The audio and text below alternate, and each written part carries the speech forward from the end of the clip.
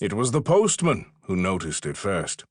As he careened down Llanfair's one and only street, half in control of his motorbike and half not, he glanced at the small row of shops to his left. The village boasted 3 shops and a petrol pump. First in line of shops was a butcher, G. Evans Cygydd, the Welsh word for butcher, in large letters, and then purveyor of fine meats in tiny ones. Then R. Evans, dairy products. These two had been known locally for years as Evans the Meat and Evans the Milk, respectively.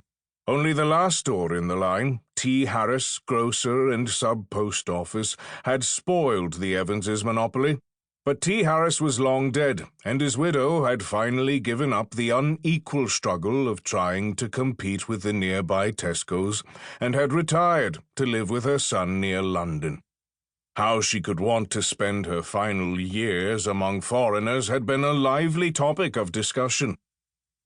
And so the corner grocery store had remained vacant for some time.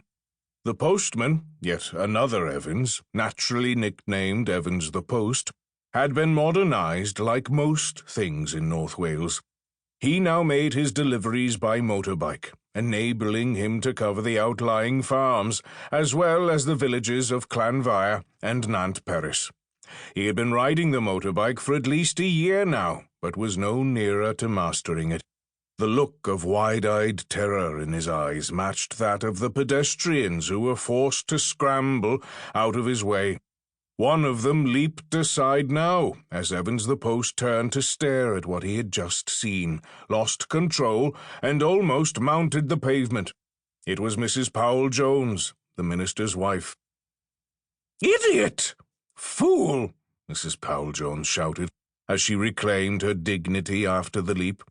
"I'll call the postmaster about you. You'll end up killing somebody." But Evans the Post was already well past her and out of hearing range.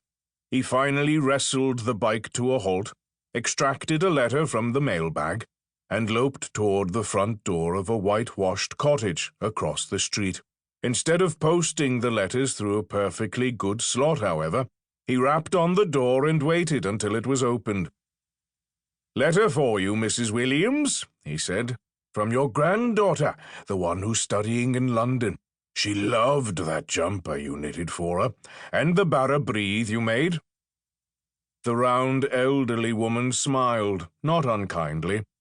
"Thank you, Mr. Evans, although one of these days you'll find yourself in trouble if you keep on reading everyone's letters. You'll read something that's not good for you."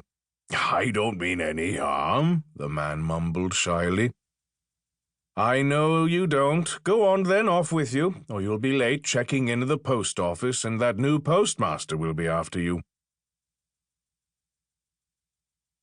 To keep listening to this audiobook, I've left you a link in the description so you can do it, at no cost thanks to Audible's 30-day free trial.